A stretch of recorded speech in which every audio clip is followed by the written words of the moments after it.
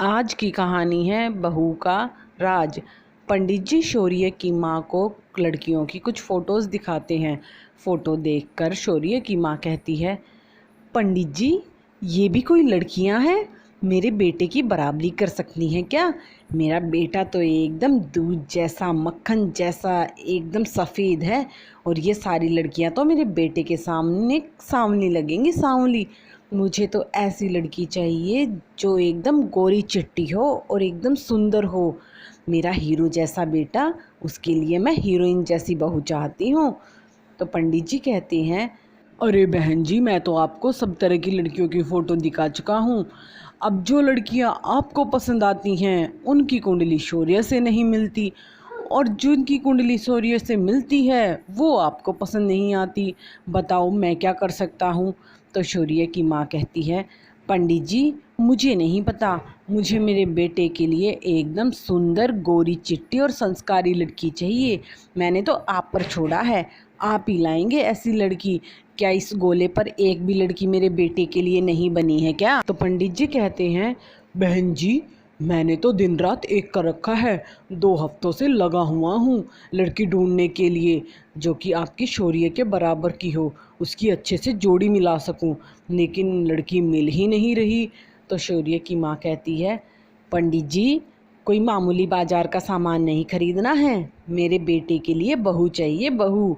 Time चाहे कितना भी लग जाए, लेकिन मुझे एकदम सुंदर और गोरी चिट्टी लड़की चाहिए। और आपको आखिरी बार और बता देती हूँ, लड़की एकदम गुणवान, सर्वगुण संपन्न, पढ़ी लिखी, घर के काम करने वाली, खूबसूरत और सुंदर होनी चाहिए। तो पंडित जी कहते हैं, ठीक है बहन जी, चलता हूँ, मैं ऐसी लड़की ज़रूर ढूंढने की कोशिश करूँगा। ठीक है, जय माता जी बहन जी। और पंडित जी वहाँ से चले जाते हैं। भैरवी को अपने बेटे शौर्य के लिए ऐसी लड़की चाहिए जो देखने में सुंदर हो, और भैरवी को ऐसी ही चीज़ें पसंद आती थी। उसे बस ऐसी चीज़ें ही अच्छी लगती थी जो एक ही नज़र में इंसान की नज़र को भा जाए, चाहे वो अंदर से कैसी भी हो। इसीलिए वो अपने बेटे के लिए भी ऐसी लड़की ही चाहती थी कि जो कोई उसे देखे उसकी तारीफ़ों को पुल बांधता रहे। शाम को जब शौर्य अपने दफ्तर से वापस आता है तो तीनों खाने की मेज़ पर बैठे होते हैं। तो उसके पिताजी उससे कहते हैं, और शौर्य बेटा सुनाओ, आज का दिन कैसा रहा? तुमने कैसे बिताया आज का दिन? तो शौर्य कहता है, पापा आज का दिन बस ठीक ठाक ही था, थोड़ा सा स्ट्रेसफुल, थोड़ा सा लेजी, बस ऐसा ही था, कुछ एक्साइटेड नहीं था। तो उसकी माँ कहती है, अरे बेटा तेरे इस स्ट्रेस को कम करने के लिए ही मैं तेरी शादी कराना चाहती हूँ, इसीलिए मैंने पंडित जी को भी बोला है तेरे लिए कोई सुंदर सी लड़की बताए। उनको तेरी कुंडली भी दे दी है, जिस सुंदर सी लड़की से तेरी कुंडली मैच हो जाएगी हम उसी से तेरी शादी करा देंगे। तो शौर्य कहता है, अरे माँ मैंने आपको पहले भी बताया है, मुझे शादी की कोई जल्दी नहीं है, आराम से कर लूँगा शादी, अभी तो मेरे करियर पर ध्यान देने का टाइम है। I want to explore and I want success, अभी तो मुझे बहुत काम करना है। तो उसकी माँ कहती है, अरे कल मुँहे, शादी का भी एक टाइम होता है, काम तो पूरी ज़िंदगी चलता ही रहता है, इसीलिए टाइम पर शादी हो जाए तो अच्छा है। और अभी शादी नहीं करेगा तो क्या बुढ़ापे में लाठी के सहारे शादी करेगा तू? और बहू आ जाएगी तो मुझे भी तेरे नखरों से पीछा छूट जाएगा। कितने नखरे हैं तेरे, 2 घंटा गैस के आगे खड़े होकर तेरे लिए खाना बनाओ, उसमें से तू ना नुकर करता रहता है। बहू आ जाएगी तो मुझे भी फुर्सत मिल जाएगी। ऐसे ही हफ्ते भर बाद पंडित जी एक बार फिर एक लड़की की कुंडली लेकर आते हैं। उस लड़की की कुंडली शौर्य की कुंडली से मैच हो जाती है। फिर उस लड़की को देखने के लिए शौर्य के परिवार वाले उसके घर जाते हैं। तो शौर्य की माँ उसे देखकर हैरान रह जाती है, क्योंकि उसने बहुत सारा मेकअप किया था। तो भैरवी उस लड़की से पूछती है, बेटा तेरा नाम क्या है? तो वो लड़की कहती है, नमस्ते आंटी जी, मेरा नाम शीतल है। तो भैरवी उससे फिर पूछती है, नमस्ते बेटा, लेकिन तू ये बता कि तेरे नैन नक्श तो बहुत सुंदर हैं, तूने इतना सारा मेकअप क्यों कर रखा है? तुझे मेकअप की ज़रूरत ही क्या है? ये पक्का मेकअप ही है या घर का आटा लगा कर आई है? तो इस पर शीतल भी हंसने लगती है और कहती है, आंटी जी मुझे मेकअप करने का बहुत शौक़ है। वो दरअसल मुझे बचपन से ही हीरोइन बनने का शौक़ था ना, वो तो पूरा नहीं हुआ और इसी वजह से मुझे मेकअप करने का भी शौक़ है, इसीलिए मैंने मेकअप कर रखा है। तो शीतल की माँ भैरवी से कहती है, क्या हुआ भैरवी जी, आपको शीतल पसंद नहीं है क्या? तो भैरवी कहती है, अरे नहीं नहीं बहन जी, शीतल तो बहुत सुंदर है, मैं तो बस उसका मेकअप देखकर हैरान रह गई। तो शीतल के पिताजी भी भैरवी से कहते हैं, देखिए बहन जी, हमारी तरफ से तो रिश्ता फुल ऑन पक्का है, अब आप अपना फैसला बता दीजिए। तो भैरवी 1 मिनट तक सोचने के बाद कहती है, मुझे भी रिश्ता मंजूर है, तो चलिए मीठा मुंह करते हैं। और शौर्य के पापा शौर्य से भी पूछते हैं तो शौर्य भी हाँ कर देता है। फिर उसके बाद शौर्य और शीतल की शादी हो जाती है।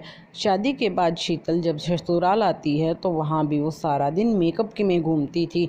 सुबह जब वो अपने कमरे से उठकर आती तो मेकअप करके ही आती थी और कमरे में रात को सोने जाती तो भी मेकअप उसके चेहरे पर लगा होता था और तो और वो हाथों पर भी मेकअप लगा के रखती थी। ये बात भैरवी को खटकने लगी थी। एक दिन वो शीतल से जाकर पूछती है, अरे बहू, तू सारा दिन 24 के 24 घंटे इस मेकअप में क्यों घूमती है?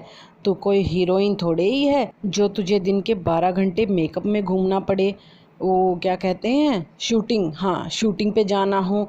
अब तू घर में सारा दिन इतना परेशान होती है, मुंह पे इतना सारा ये लबेड़ा लेके घूमती है, इससे तो अच्छा मुंह को थोड़ी सी शांति भी दे दिया कर। तो इस पर शीतल कहती है, अरे मम्मी जी, वो दरअसल मुझे मेकअप से इतना प्यार है कि मैं मेकअप के बिना रह ही नहीं सकती। मुझे तो ऐसा लगता है मेकअप है तो मैं हूँ, मेकअप के साथ मेरा अटूट रिश्ता है। मैं मेकअप ना करूँ तो मुझे बड़ा अजीब सा लगता है, रहा ही नहीं जाता। वो दोनों सास बहू बात कर ही रही होती हैं, तभी शौर्य और शौर्य के पापा भी वहाँ आ जाते हैं। वो दोनों भी भैरवी को कहते हैं कि जब शीतल को मेकअप करना इतना पसंद है तो भैरवी उसे क्यों रोक टोक रही है, उसकी मर्जी है, वो चाहे मेकअप करे या ना करे। तो इस पर भैरवी कुछ नहीं बोलती और चुपचाप अपने कमरे में चली जाती है। फिर एक रात की बात है, भैरवी शीतल के कमरे के आगे से गुजर रही थी तो देखती है शीतल तब भी मेकअप में ही थी। वो कमरे में आती है और शीतल से कहती है, अरे बहू, तू अब भी मेकअप में है, अब तो मेकअप उतार दे, अब तो तुझे सोना है, कोई रात को तुझे देखने थोड़े ही आ रहा है। इस पर शीतल कहती है, अरे मम्मी जी, मैंने आपको बताया तो था कि मुझे मेकअप करना कितना अच्छा लगता है। मेरा मेकअप बहुत एक्सपेंसिव है, इसीलिए मैं एक मेकअप को इतनी आसानी से नहीं उतारती। एक बार मेकअप कर लेती हूँ तो कम से कम 4 दिन चलाती हूँ। अब ये मेकअप 4 दिन बाद ही उतरेगा और आप मेरे साथ ऐसे टोका टाकी मत करिए, मैं रात को मेकअप में ही सोती हूँ। अब ये बात भैरवी को बुरी तरह खटकने लगी थी, क्योंकि दिन का तो समझ आता था, रात को मेकअप में कौन सोता है।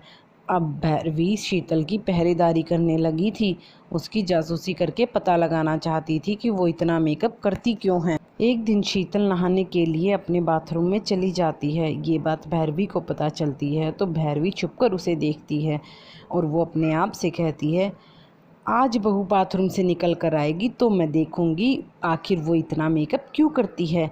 बहू का राज क्या है, क्या राज है इस मेकअप के पीछे, मैं पता लगाना चाहती हूँ। अब ये नहा कर आएगी तो इसके चेहरे पर मेकअप होगा ही नहीं और मुझे पता चल जाएगा। थोड़ी देर बाद जब शीतल बाथरूम से बाहर निकलती है तो ये क्या, उसने तो चेहरे पर अब भी मेकअप लगा रखा था। ये प्लान भी भैरवी का फेल हो जाता है। फिर भैरवी अपने कमरे में जाने के बाद खुद से बातें करती हुई कहती है, ये लड़की है या मेकअप की दुकान, नहाते वक्त भी मेकअप, इतना मेकअप कौन करता है, बाप रे बाप, मेरा तो सर ही चकरा जाएगा। फिर एक दिन दोनों सास बहू मार्केट में जाते हैं। मार्केट में जाने के बाद वो सब्जियां ले रहे होते हैं और उसकी सास सब्जी वाले के साथ बहसबाजी करने लग जाती है। शीतल उनकी बहस को ख़त्म करने के लिए जैसे ही बीच में बोलती है वैसे ही जोर की बारिश होने लग जाती है। दोनों सास बहू बारिश से बचने के लिए किसी छाया में जाने की कोशिश करते हैं, लेकिन बारिश इतनी तेज़ थी कि दोनों बुरी तरह भीग जाते हैं और बुरी तरह भीगने से शीतल का पूरा मेकअप उतर जाता है, जिससे भैरवी देखती है और अचंभित रह जाती है। ये क्या, जिस शीतल को वो सुंदर बहू समझ रही थी वो तो काली निकली। दरअसल शीतल अपने आप को मेकअप से ढक कर रखती थी। अब उसे समझ आ गया था कि शीतल मुंह के साथ साथ हाथों पर भी मेकअप करके क्यों रखती थी, और वो शीतल को वहीं सुनाने लग जाती है। सुनाते हुए कहती है, हे भगवान, तेरा रंग काला है, हमारे साथ कितना बड़ा धोखा हो गया। मैं तो मेरे बेटे के लिए एकदम गोरी और सुंदर बहू चाहती थी, और तू तो काली है काली, मेकअप से ढक के रखती थी अपने आप को। अगर मुझे ऐसा पता होता तो मैं तेरी शादी अपने बेटे से कभी न कराती। और वो उसका हाथ पकड़कर उसे घर ले आती है, जहाँ शौर्य और शौर्य के पिताजी भी उसका काला रंग देखकर हैरान रह जाते हैं। तो शीतल की माँ तब भी उसे सुना रही थी। तो शीतल कहती है, माँ, इसमें मेरी क्या गलती है? बचपन से मैं ये काले रंग के ताने सुनती आ रही हूँ। कोई गली में जाऊँ, स्कूल में जाऊँ, ट्यूशन जाऊँ, मार्केट जाऊँ, कहीं भी जाऊँ, काले रंग को लेकर लोग मुझे ताने मारते रहते थे। कोई मेरे नैन नक्श को नहीं देखता, इसीलिए मेकअप को ही मैंने अपना जीवन बना लिया। मेकअप करने के बाद सभी लोगों ने मुझे काला काला कहना छोड़ दिया। इसमें मेरी क्या गलती है? आप ही बताइए। शीतल की बातें सुनकर तीनों चुप हो जाते हैं। सन्नाटा सा छा जाता है। आप ही बताइए, आपकी क्या राय है? क्या शीतल ने सही किया या गलत किया? क्या सांवला रंग या काला रंग किसी लड़की की गलती है? ये तो प्रकृति का दिया हुआ रंग है। आपकी इस पर क्या राय है? कमेंट में इंतज़ार रहेगा।